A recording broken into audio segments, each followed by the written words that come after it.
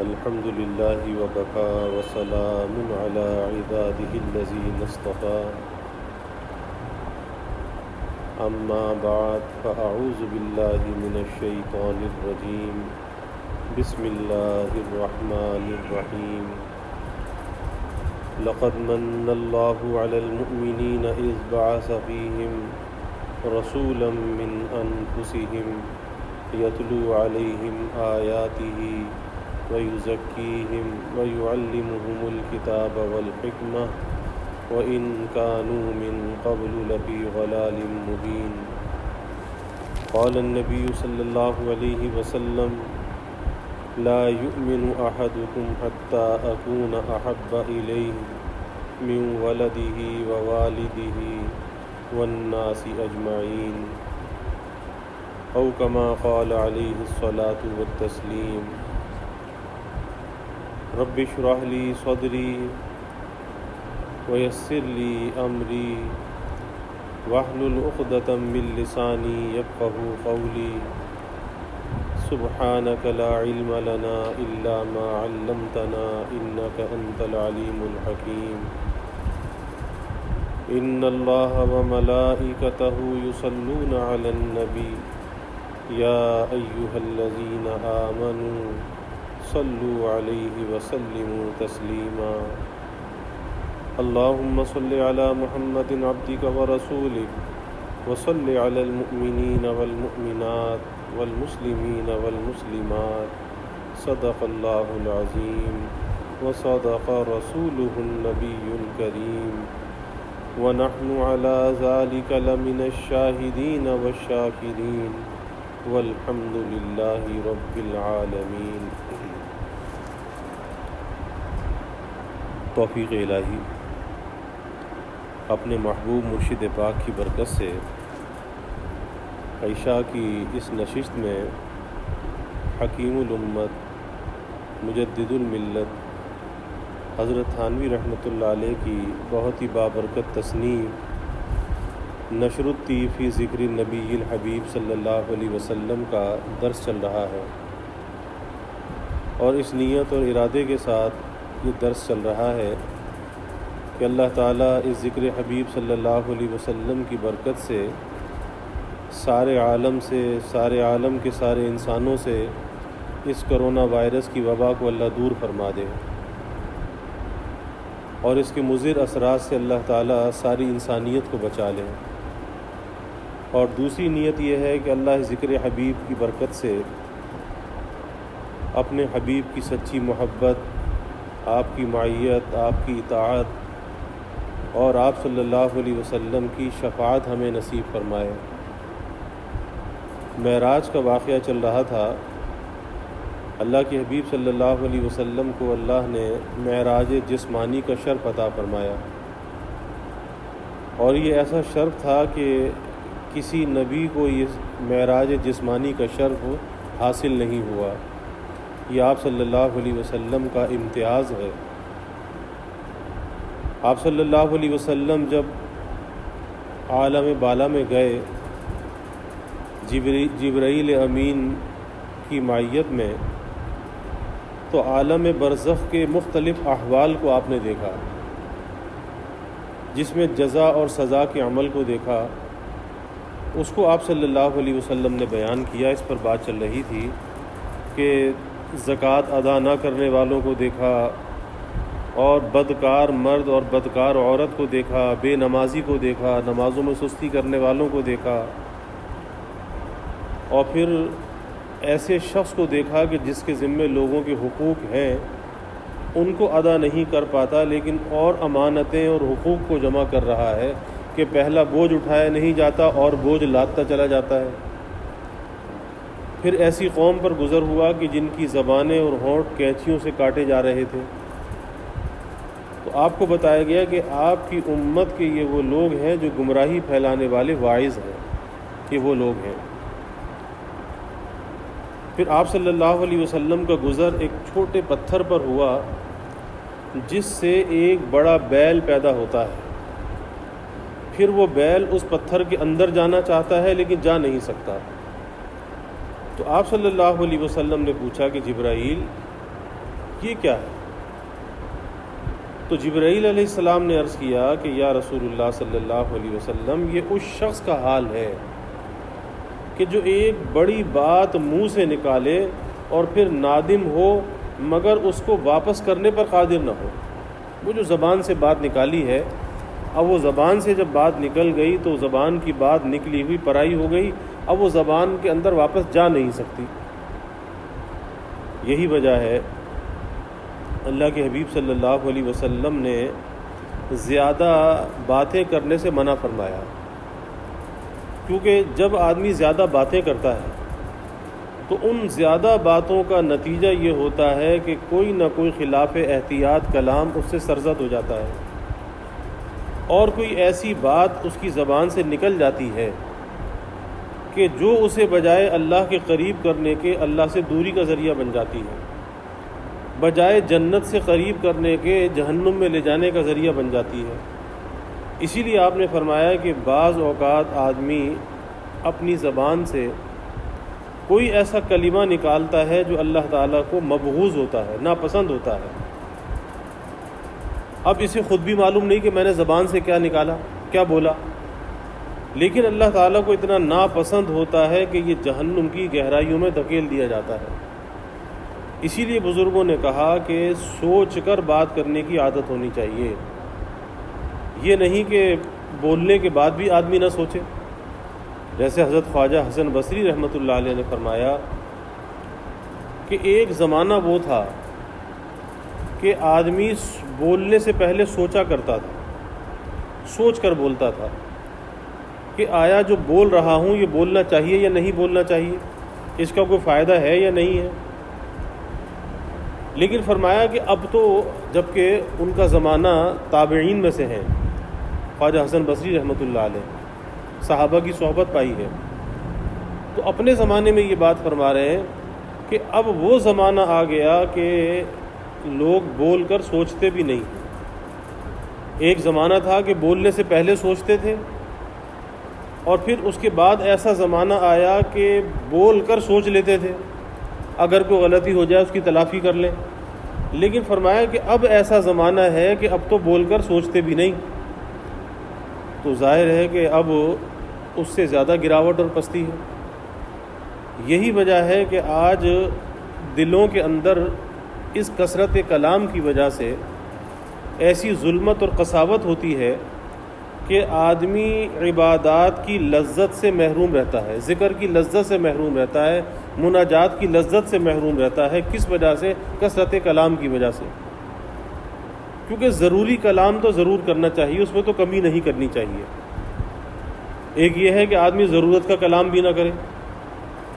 اب جو آدمی، بعض آدمی ہوتے ہیں کہ گھٹن کے مارے ہوئے ہوتے ہیں، جن کے اندر ایک گھٹن کی کیفیت ہے، اندر کی بات باہر نہیں نکالتے، نہ بیوی سے بات کرے، نہ ماں باپ سے بات کرے، نہ کسی اور سے بات کرے، گھٹن کے مارے ہوئے۔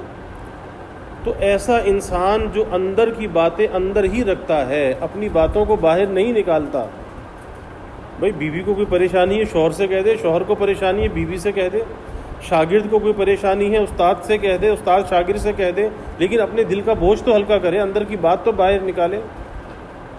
اسی طرح مرید کو اگر کوئی پریشانی ہے تو اپنے شیخ سے کہہ دے کہ بھائی میرے ساتھ یہ مسئلہ ہے، لیکن اگر اندر کی بات کو باہر نہ نکالا تو اندر ایک گھٹن کی کیفیت پیدا ہو جاتی ہے، اور وہ انقباض ایسا ہوتا ہے کہ آدمی ترقی سے رکا رہتا ہے۔ ایک اندر الجھن ہے، اب جب تک وہ سلجھن کے اندر نہیں بدلے گی تو ترقی کا سفر کیسے شروع ہوگا؟ اور یہ اندر سے ایک گو مگو کی کیفیت کے اندر ہے، اندر کی بات کو باہر نہیں نکالتا۔ یہی وجہ ہے کہ ایسا انسان ہمیشہ ترقی سے رکا رہتا ہے کہ جہاں ضرورت کا کلام کرنا چاہیے وہاں بھی نہیں کرتا۔ ایک آدمی اگر بیمار ہے اور ڈاکٹر کے پاس جا کر بیٹھ جائے لیکن اپنی زبان سے اپنا حال بیان نہ کرے تو ظاہر سی بات ہے کہ ڈاکٹر اس کا علاج نہیں کر سکتا جب تک کہ اپنے منہ سے، اپنی زبان سے اپنے مرض کو بیان نہ کرے۔ اسی طریقے سے سلوک میں لگنے کے بعد یہ طریق اللہ، اللہ تک پہنچنے کا راستہ، تو یہاں پر یہ نہیں ہے کہ اللہ والوں کو خود ہی پتہ چل جائے گا۔ بہت سے لوگوں کے اندر یہ ایک بڑائی ہوتی ہے اندر ایک بڑائی لیے ہوئے ہوتے ہیں اور اسے اپنے تئیں وہ تواضع سمجھ رہے ہوتے ہیں، انکساری سمجھ رہے ہوتے ہیں، لیکن حقیقت میں ان کے اندر بڑائی اور تکبر ہوتا ہے، اور شیطان دھوکہ دیتا ہے نہیں تم تو بڑے متواضع ہو، جبکہ یہ تکبر ہے کہ اپنی بات کو کھول کر اپنے بڑے کے سامنے نہ رکھنا۔ علاج کیسے ہوگا اور گرہ کیسے کھلے گی؟ آگے منزل پر سفر کیسے طے ہوگا؟ ظاہر ہے کہ جب اپنے رہبر سے اپنے احوال کو بیان نہیں کرے گا تو بہت سے لوگوں کی یہ کیفیت ہوتی ہے کہ وہ ضرورت کا کلام بھی نہیں کرتے، تو ایسے لوگ بھی خسارے میں رہتے ہیں۔ ہم تو یہ سمجھتے ہیں نا کہ زیادہ بولنے والا خسارے میں ہے، فضول بولنے والا خسارے میں ہے، اور اس کی 2 مثالیں میں نے عرض کر دی کہ ڈاکٹر کے پاس جا کر اگر اپنے مرض کو بیان نہ کرے فائدہ کیسے حاصل کرے گا؟ اگر وکیل کے پاس جا کر اپنے مقصد کو بیان نہ کرے کہ کیا مقدمہ ہے، کیا مسئلہ ہے، تو کیسے وکیل اس کے کیس کو لڑے گا؟ اور شیخ کے پاس جا کر اپنے اندر کے مرض کو کھول کے بیان نہ کرے تو آگے راستہ کیسے کھلے گا؟ تو جس طرح سے زیادہ گفتگو کرنا مضر ہے، فضول گفتگو کرنا مضر ہے، اسی طرح ضرورت کے کلام میں بھی بخل کرنا یہ بھی مضر ہے، اور یہ علامت تکبر اور بڑائی کی ہے، یہ تواضع نہیں ہے۔ لوگوں کو دھوکہ ہوتا ہے کہ ہم تو بڑے متواضع، کس طرح متواضع کہ جی ہم تو خاموش رہتے ہیں، ہم تو کچھ بولتے نہیں ہیں۔ نہیں، یہ نہ بولنا بھی استکبار کو لیے ہوئے ہے، محرومی کو لیے ہوئے ہے، اس لیے ضرورت کا کلام ضرور کرنا چاہیے۔ اور جب آدمی ضرورت کا کلام کرتا ہے، بس ضرورت، اور ضرورت کی تعریف میں نے عرض کی کہ جس کے بغیر کام نہ چلے، تو جب بضرورت کلام کرتا ہے تو اس بضرورت کلام سے اس کے دل میں ذرہ برابر بھی قساوت نہیں آتی، ذرہ برابر بھی ظلمت نہیں آتی۔ لیکن اگر فضول ایک کلمہ بھی زبان سے نکالتا ہے، اس فضول کلمے کی ظلمت دل کے اندر آتی ہے۔ اسی لیے آپ صلی اللہ علیہ وسلم نے فرمایا کہ لوگوں، کثرت کلام سے اپنے آپ کو بچاؤ، کیونکہ زیادہ باتیں کرنے سے دل میں سختی پیدا ہوتی ہے، اور جس دل میں سختی ہے، قساوت ہے، وہ اللہ سے سب سے زیادہ دور ہے۔ تو نہ فضول کلام کرے اور نہ اتنا بخیل ہو جائے کہ ضرورت کا کلام بھی نہ کرے، نہ فضول کلام سے اپنا نقصان کرے، اور نہ اتنا کلام کو ختم کرے، بند کرے، ترک کلام کرے کہ اس سے اپنا نقصان کرے۔ دونوں چیزیں مضر ہیں۔ اعتدال کا راستہ ہمیں دیا گیا کہ کس طریقے سے اعتدال کا جو راستہ ہے اس پر چلنا چاہیے، یعنی ضرورت کا کلام ضرور کرنا چاہیے۔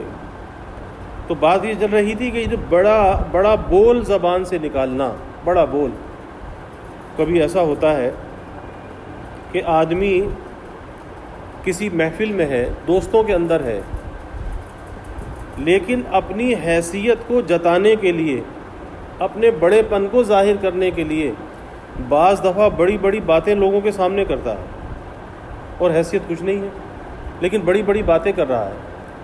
اور مجدد تھانوی رحمۃ اللہ علیہ فرماتے تھے کہ یہ ایک ایسی چیز ہے کہ جو چھپنے والی نہیں ہے، ظاہر ہو جاتی ہے کہ اس کی حیثیت کیا ہے۔ جیسے حضرت نے مثال بیان کی کہ ایک آدمی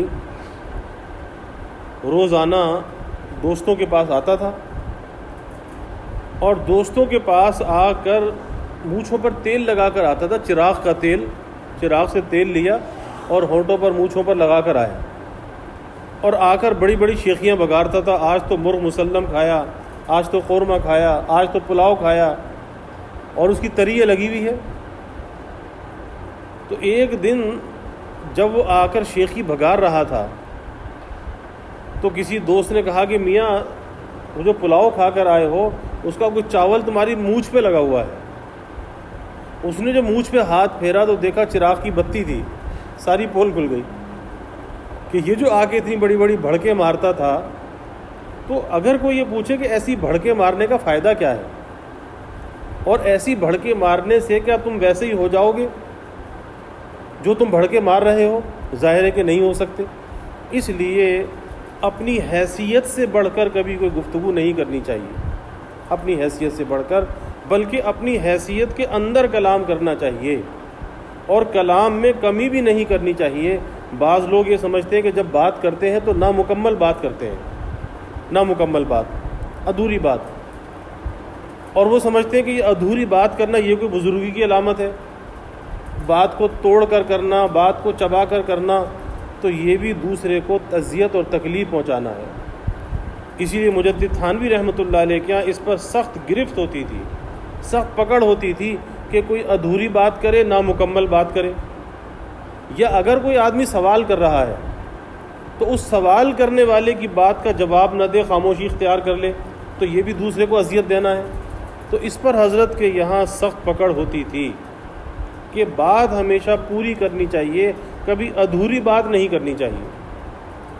اور اس کی مثال حضرت یہ دیا کرتے تھے ادھوری بات کی، کہ بہت سے لوگ آ کر یوں کہتے ہیں کہ حضرت تعویذ دے دو۔ اب یہ کیا ہے کہ سوال تو کیا کہ تعویذ دے دو، لیکن یہ بھی تو بتاؤ کہ کس چیز کا چاہیے۔ یعنی یہ تو نہیں ہے کہ ایک تعویذ ہر مرض میں کام کرے گا، بھئی بخار کا چاہیے، کسی مقدمے میں کامیابی کا چاہیے، یا کسی اور مرض کے لیے چاہیے، آسیب کا چاہیے، جادو سحر کا چاہیے، کس چیز کا چاہیے، کاروبار میں برکت کا چاہیے۔ تو حضرت اس چیز پر سخت گرفت فرماتے تھے کہ تم مولویوں کے پاس آ کے، علماء کے پاس آ کے ان کو اذیت پہنچاتے ہو اور ادھوری بات کرتے ہو۔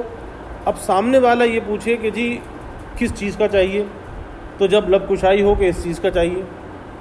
تو حضرت یہ مثال دیا کرتے تھے کہ جب تم ریلوے کی ٹکٹ لینے کے لیے جاتے ہو اور کھڑکی پر جا کر بابو سے کہتے ہو کہ ٹکٹ دے دو، یا یہ بتاتے ہو کہ کہاں کا ٹکٹ دے دو، تو وہاں چونکہ پیسے لگتے ہیں تو وہاں جا کر کہتے ہو کہ جی سہارنپور کا ٹکٹ دے دو، رائے پور کا ٹکٹ دے دو، مظفر نگر کا ٹکٹ دے دو، تو وہاں جا کر تو شہر کا نام بتاتے ہو۔ تو کیا مولوی اتنے سستے رہ گئے کہ ان کے پاس ادھوری بات کرتے ہو کہ جی خالی تعویذ دے دو؟ تو اس پر حضرت سخت گرفت فرماتے تھے اور اصلاح فرماتے تھے، اور سارے طریق کا خلاصہ یہی ہے کہ اپنی ذات سے کسی کو تکلیف نہ پہنچائے، نہ قولاً نہ فعلاً، نہ قول کے ذریعے سے اور نہ فعل کے ذریعے سے۔ اس لیے بات مکمل کرنی چاہیے۔ تو ایک اللہ کے حبیب صلی اللہ علیہ وسلم نے یہ بات بیان فرمائی کہ ایک ایسے شخص کے حال کو دیکھا اور اس کی مثال اس طرح سے دیکھی کہ ایک پتھر سے بڑا بیل نکلتا ہے، اب واپس اس پتھر میں جانا چاہتا ہے لیکن جا نہیں سکتا۔ آپ نے پوچھا کہ یہ کون ہے؟ آپ کو بتایا گیا کہ یہ وہ شخص ہے کہ جو بڑی بات منہ سے نکال دیتا ہے، اب اسے واپس لینا چاہتا ہے لیکن وہ جیسے یہ بیل پتھر میں نہیں جا سکتا، ایسے وہ زبان کے نکلا ہوا قول واپس نہیں جا سکتا۔ اس لیے آسان سی بات ہے کہ پہلے تول اور بعد میں بول، بولنے سے پہلے تول لے کے بولنا چاہیے یا نہیں بولنا چاہیے۔ پھر اگلی بات فرمائی، آپ صلی اللہ علیہ وسلم کا گزر ایک وادی پر ہوا اور وہاں ایک پاکیزہ خنک ہوا اور مشک کی خوشبو آئی، اور ایک آواز آپ نے سنی۔ آپ نے پوچھا کہ جبرائیل یہ کیا ہے؟ کہا کہ یہ جنت کی آواز ہے، جنت کی آواز ہے، اور جنت یہ کہتی ہے کہ اے رب، جو مجھ سے وعدہ کیا ہے وہ مجھ کو دیجیے، کیونکہ میرے بالا خانے اور استبرق اور حریر اور سندس اور عبقری اور موتی اور مونگے اور چاندی اور سونا اور گلاس اور تشتریاں اور دستے دار کوزے اور مرکب اور شہد اور پانی اور دودھ اور شراب بہت کثرت کو پہنچ گئے۔ یعنی ہر نعمت کی فراوانی ہے۔ اب تو نعمت کو استعمال کرنے والے چاہیے کہ جو ان نعمتوں کو بھرتے۔ تو جنت اللہ تعالیٰ سے پکار کر یہ کہہ رہی ہے کہ آپ نے جو مجھ سے وعدہ کیا ہے بھرنے کا، تو میرے تو سارے یہ بالا خانے، یہ ساری نعمتیں، یہ تو کثرت کو پہنچ چکی ہیں، تو اب میرے وعدہ کی چیز کو یعنی ساکنان جنت کو مجھے دے دیجیے۔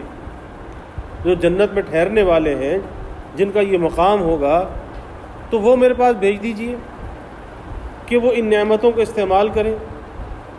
تو اللہ تعالیٰ کا ارشاد ہوا کہ تیرے لیے تجویز کیا گیا ہر مسلم اور مسلمہ اسلام لانے والا مرد اور اسلام لانے والی عورت، اور مومن اور مومنہ، ایمان والے مرد اور ایمان والی عورتیں، اور جو مجھ پر اور میرے رسولوں پر ایمان لائے اور میرے ساتھ شرک نہ کرے اور میرے سوا کسی کو شریک نہ ٹھہرائے، اور جو مجھ سے ڈرے گا وہ مامون رہے گا، اور جو مجھ سے مانگے گا میں اس کو دوں گا، اور جو مجھ کو قرض دے گا میں اس کو جزا دوں گا، اور جو مجھ پر توکل کرے گا میں اس کی کفایت کروں گا۔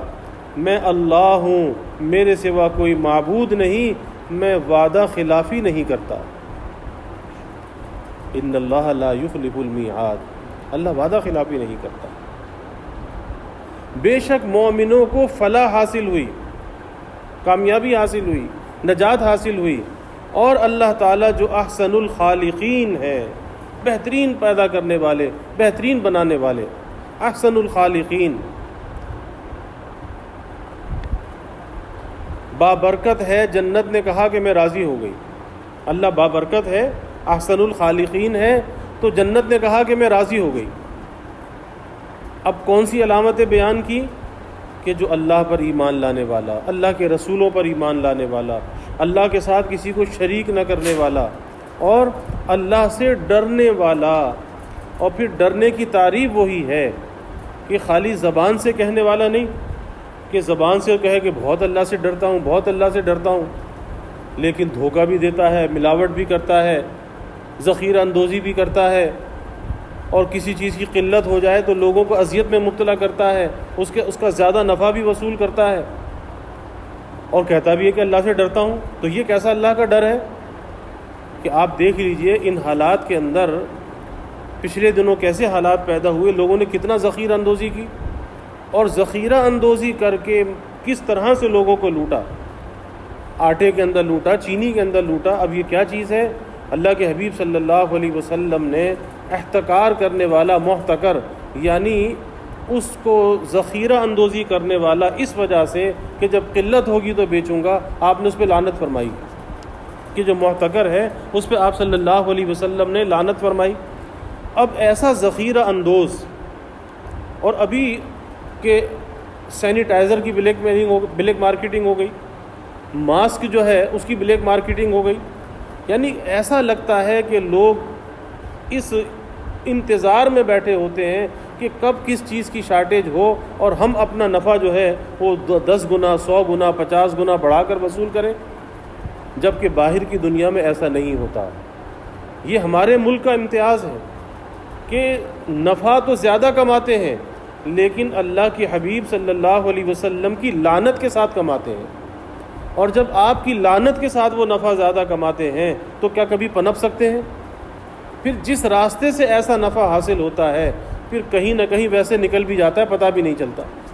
کبھی کسی چوروں ڈاکوؤں کے ہتھے چڑھ جاتے ہیں، کبھی سرکار کی گرفت میں آ جاتے ہیں، اور جس راستے سے آتا ہے کوئی بیماری لگ جاتی ہے اسی راستے سے نکل بھی جاتا ہے۔ اس لیے رزق وہ بہتر اور وہ عمدہ پاکیزہ کہ جو اللہ تعالیٰ کی رضا کے ساتھ حاصل کیا جائے، چاہے وہ تھوڑا رزق ہو لیکن اللہ اس میں برکت عطا کرتا ہے۔ دھوکہ دے کے، کم تول کے، کم ناپ کے، کیا کبھی اس میں برکت آ سکتی ہے؟ کبھی بھی نہیں آ سکتی۔ تو کیا کہا کہ جو مجھ سے ڈرے گا وہ مامون رہے گا، اللہ سے جو ڈرے گا وہ مامون رہے گا، امن والوں میں رہے گا۔ کہاں پہ؟ قیامت کے دن امن والوں میں رہے گا، اور اس دن آدمی امن کا متلاشی ہوگا، کیونکہ جو مامون ہو گیا گویا کہ نجات پا گیا۔ مامون ہونا علامت اس بات کی ہوگی کہ یہ نجات پانے والوں میں سے ہے، اور جسے نجات نہیں ملے گی پھر وہ امن والوں میں بھی نہیں ہوگا۔ تو جو مجھ سے ڈرے گا وہ مامون رہے گا، اور ڈر کی علامت میں نے بتا دی کہ زندگی اس کی اللہ کی رضا کے ساتھ گزرنی چاہیے، اللہ کی نافرمانی کے ساتھ زندگی نہیں گزرنی چاہیے۔ اور اس کی چھوٹی سی مثال میں نے عرض کر دی کہ لوگ کس طرح سے ڈر بھی پکارتے ہیں کہ ایک طرف کرونا وائرس کا ڈر ہے، اموات پہ اموات ہوئے چلے جا رہی ہیں، لیکن اس کرونا وائرس کے ڈر اور خوف کی حالت میں بھی کہ جب میتیں گر رہی ہیں پولیس والا بھی رشوت دے رہا ہے، وہ رشوت لینا نہیں چھوڑتا، دکاندار ماسک پر جو ہے وہ بلیک میلنگ کر رہا ہے، بلیک مارکیٹنگ کر رہا ہے، سینیٹائزر بیچنے والا سینیٹائزر پہ کر رہا ہے، میڈیسن بیچنے والا میڈیسن پہ کر رہا ہے، اور جبکہ لاشیں بھی گر رہی ہیں، لوگ مر بھی رہے ہیں، ساری دنیا کا منظر نامہ سب کے سامنے ہے۔ تو یہ کیسا اللہ کا ڈر ہے؟ اور جب لوگوں کے دل اس حالت کے اندر بھی نرم نہیں ہوتے تو پھر لگتا ہے جیسے اللہ کے حبیب صلی اللہ علیہ وسلم نے ایک حدیث پاک میں فرمایا تھا کہ وہ دل انسانوں کے دل نہیں ہوتے، وہ بھیڑیوں کے دل ہوتے ہیں، وہ انسانوں کے نہیں ہوتے۔ پھر وہ انسان صورتاً تو انسان ہوتے ہیں، ظاہر میں انسان نظر آتے ہیں، لیکن اندر سے وہ بھیڑیے ہوتے ہیں کہ سب کچھ دیکھنے کے بعد بھی ان کی لوٹ مار ختم نہیں ہوتی۔ یعنی آپ دیکھیں کہ ایک پولیس کا سپاہی اگر امانت اور دیانت کے ساتھ اپنی ڈیوٹی کو انجام دے تو کتنی احادیث مبارکہ میں اس کی فضیلت آئی ہے کہ حفاظت کرنے والے، جو قوم کی حفاظت کرنے والے، قوم کے محافظ، سرحدوں کی حفاظت کرنے والے، کتنے فضائل ہیں۔ لیکن جب اپنی امانت میں، منصب میں خیانت کرتے ہیں اور سر عام سڑکوں پہ کھڑے ہو کے رشوتیں وصول کرتے ہیں تو بجائے رحمت کے لعنت کے مورد ہو جاتے ہیں۔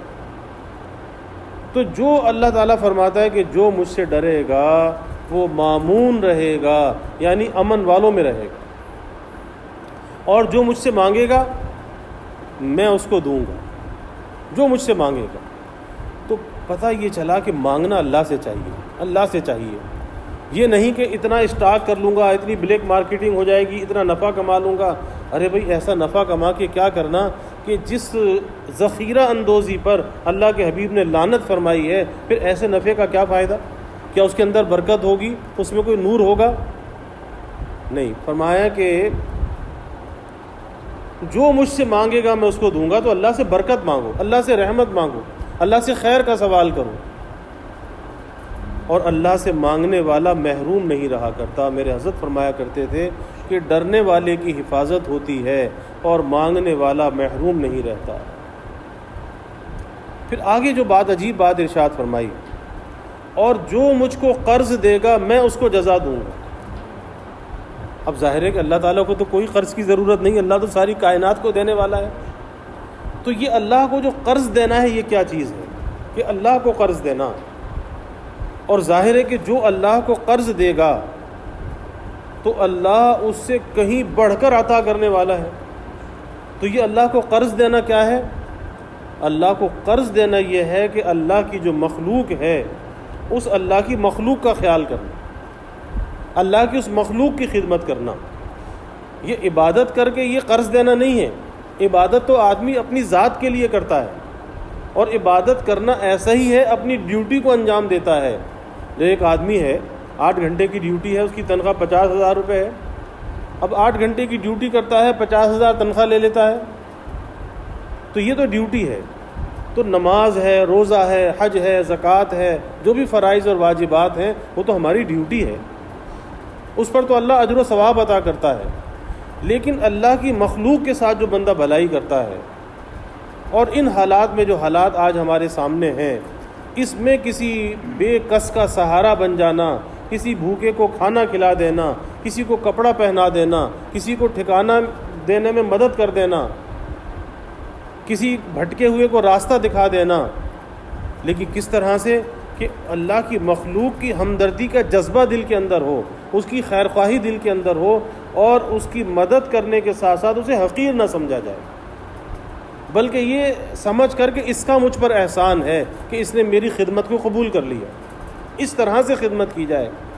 تو یہ خدمت کرنا کہ اس کا احسان ہے کہ میری خدمت کو، میرے حقیر سے تحفے کو، ہدیے کو اس نے قبول کر لیا، یہ اللہ کو قرض دینا ہے۔ اور پھر اللہ کو قرض دینا، اللہ اس کا ایسا صلہ عطا کرتا ہے، دنیا میں بھی عطا کرتا ہے اور آخرت میں بھی عطا کرتا ہے کہ انسان کے وہم و گمان میں بھی نہیں ہو سکتا کہ اس کا صلہ کیا ملنے والا ہے، صلہ کیا ملنے والا ہے۔ اسی لیے فرمایا کہ اللہ کے جو مقبول بندے ہوتے ہیں، اور یہ وہی بندے ہوتے ہیں جو اللہ کو قرض دیتے ہیں، اس طرح سے وہ اللہ کے راستے میں خرچ کرتے ہیں کہ جب وہ دائیں ہاتھ سے دیتے ہیں تو بائیں ہاتھ کو پتہ نہیں چلتا کہ اس نے کیا دیا ہے، اتنا خفیہ دیتے ہیں، خاموشی کے ساتھ دیتے ہیں۔ یہ نہیں کہ ایک صابن لوگ تقسیم کر رہے ہیں، تصویریں کھنچوا رہے ہیں، ایک صابن کے ساتھ تصویریں اخبار میں آ رہی ہیں، ایک تھیلی میں آدھا کلو چاول ہے، ایک آئل کی تھیلی ہے، اور کاغذوں پہ انگوٹھے بھی لگوا رہے ہیں. کس کے لیے بھائی؟ اور تصویریں بھی کھنچوا رہے ہیں. کیا جی؟ ثبوت کے لیے. تو کس نے کہا تھا آپ یہ نام بری کے لیے اور شہرت کے لیے کام کرو؟ اس سے نہ کرتے تو بہتر تھا. کیونکہ دوسرے کی عزت نفس مجروح ہوتی ہے. جس کو آپ دے رہے ہو اللہ نے اسے بھی عزت نفس دی ہے. اب اس کی عزت نفس کو مجروح کرنا، تصویریں کھنچوانا، اخباروں میں چھپوانا، رسالوں میں چھپوانا کہ ہم نے یہ کیا. ارے تم نے کیا کیا؟ اگر اللہ تمہیں نہ دیتا تو تم کہاں سے کرتے؟ اور تم نے اللہ کے دیے ہوئے اس حق کو ضائع کر دیا صرف نام بری اور شہرت کی وجہ سے. اس لیے بہت ڈرنے کا مقام ہے کہ ایک کھجور دے، ایک کھجور کا کوئی حصہ اللہ کے راستے میں دے، لیکن اتنا خفیہ طریقے سے دے کہ کسی کو پتہ نہ چلے. تو حدیث شریف میں یہاں تک آتا ہے کہ اللہ اسے اپنے دائیں ہاتھ میں لیتا ہے، اللہ اس کی پرورش کرتا ہے جیسے تم اپنے جانور کی، بچڑے کی پرورش کرتے ہو. اور قیامت کے دن اللہ احد پہاڑ کے برابر اجر عطا فرمائے گا ایک کھجور کے بدلے. تو بندہ حیرت سے پوچھے گا کہ میں نے تو اتنا صدقہ نہیں کیا تھا، اتنی خیرات نہیں کی تھی، اتنا اجر کیسے مل رہا ہے؟ تو بتایا جائے گا کہ تیرے اس صدقے کو اللہ نے بڑھایا ہے، کیونکہ اللہ کی رضا کے لیے دیا تھا، خفیہ دیا تھا، خاموشی سے دیا تھا. آج اللہ نے بڑھا کے اسے اتنا بڑھا دیا، آج احد پہاڑ کے برابر ہو گیا. تو اللہ کو جو قرض دے گا، اللہ کہتا ہے جو مجھ کو قرض دے گا میں اس کو جزا دوں گا، اور جو مجھ پر توکل کرے گا میں اس کی کفایت کروں گا. توکل کا مطلب کیا؟ اللہ پہ بھروسہ کرنا. اللہ پہ بھروسہ کرنا، یہ نہیں کہ اللہ پر بھی بھروسہ ہے اور لوگوں پر بھی بھروسہ ہے. شرک میں مبتلا ہے کہ اللہ سے دعا بھی کر رہا ہے، توقع لوگوں سے لگائے بیٹھا ہے کہ فلاں بھی میرے کام آئے گا، فلاں بھی میرے کام آئے گا. تو یہ توکل نہیں ہے، یہ تو توقع ہے. توکل یہ ہے کہ مخلوق سے قطع نظر اپنی ساری امیدوں کو اللہ سے وابستہ کر لینا اور مخلوق سے اپنی نظر کو ہٹا لینا، یہ توکل ہے. اور پھر اللہ تعالیٰ کیا فرماتے ہیں؟ وَمَن يَتَوَكَّلْ عَلَى اللَّهِ فَهُوَ حَسْبُهُ، کہ جو اللہ پر بھروسہ کرتا ہے اللہ اس کے لیے کافی ہو جاتا ہے. تو اللہ پر بھروسہ کرنا، اللہ کہتا ہے میں اس کی کفایت کروں گا، اور اللہ کہتا ہے میں اللہ ہوں، میرے سوا کوئی معبود نہیں، اور میں وعدہ خلافی نہیں کرتا. بے شک مومنوں کو فلاح حاصل ہوئی کہ جس نے ان باتوں پر عمل کیا جو جنت میں لے جانے والی ہیں، وہ کامیاب ہو گیا. فلاح حاصل ہوئی. اللہ تعالیٰ احسن الخالقین ہے، بابرکت ہے، برکتیں عطا کرنے والا ہے. تو جنت نے جب یہ ساری بات سنی تو جنت نے کہا کہ میں راضی ہو گئی.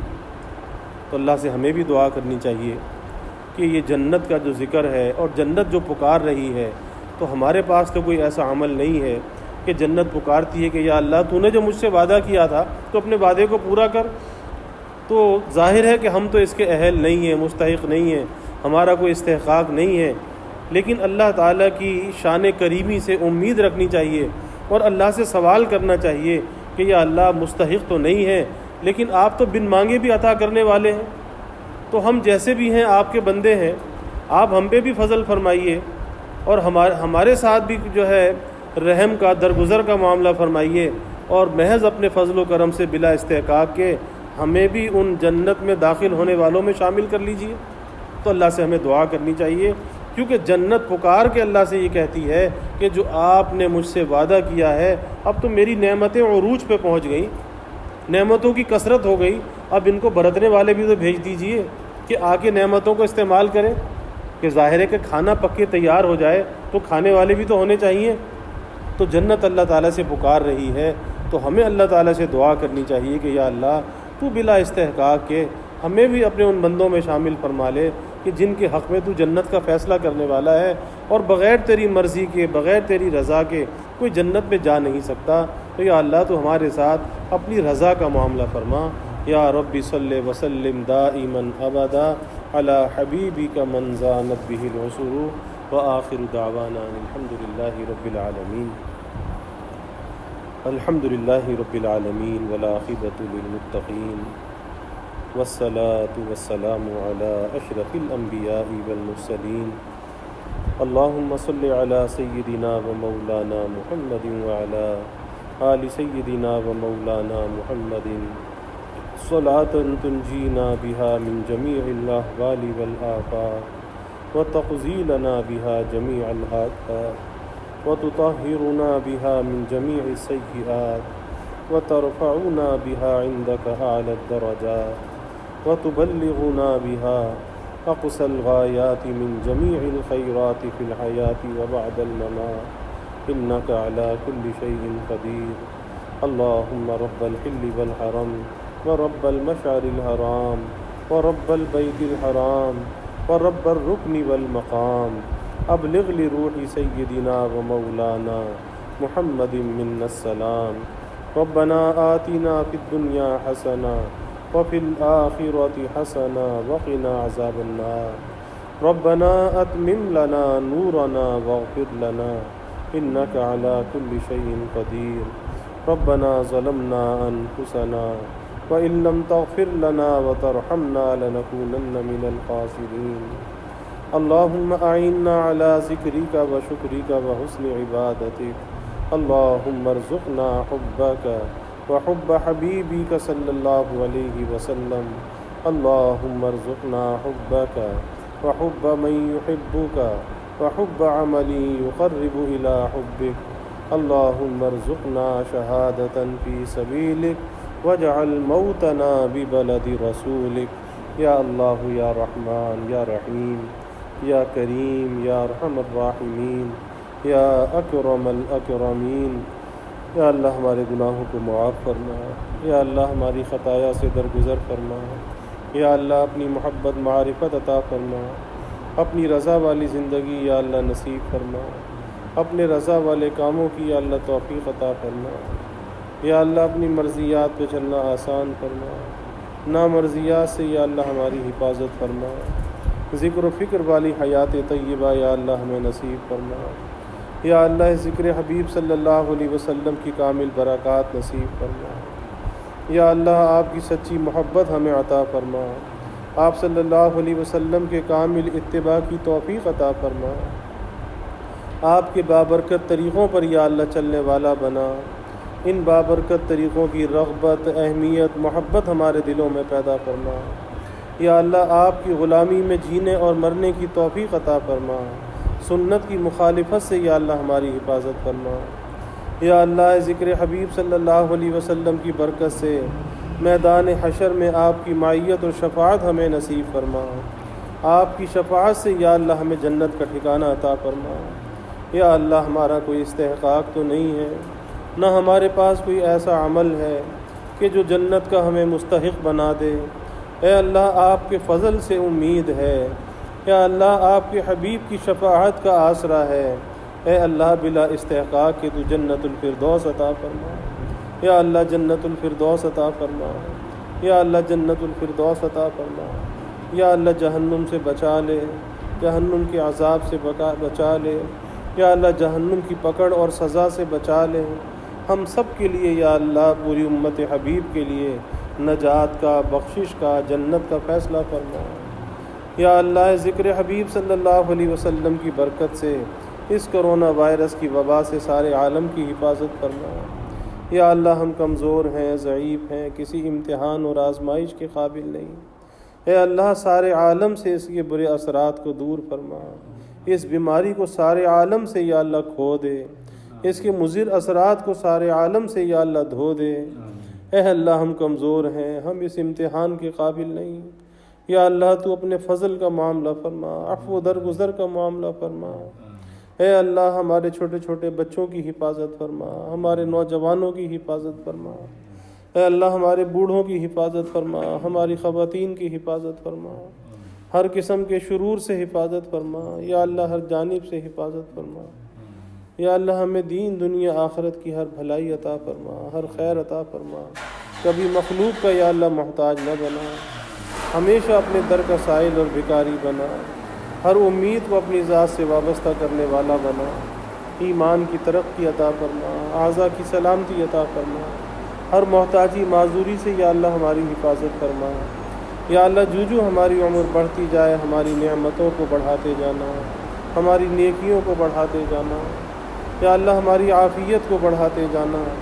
یا اللہ سب سے زیادہ ہماری ایمان کو بڑھا دینا. یا اللہ ظاہری، باطنی، روحانی، مادی، جسمانی ہر قسمی نعمتوں میں برکت و ترقی عطا فرما، ہر قسمی نعمتوں کی حفاظت فرما۔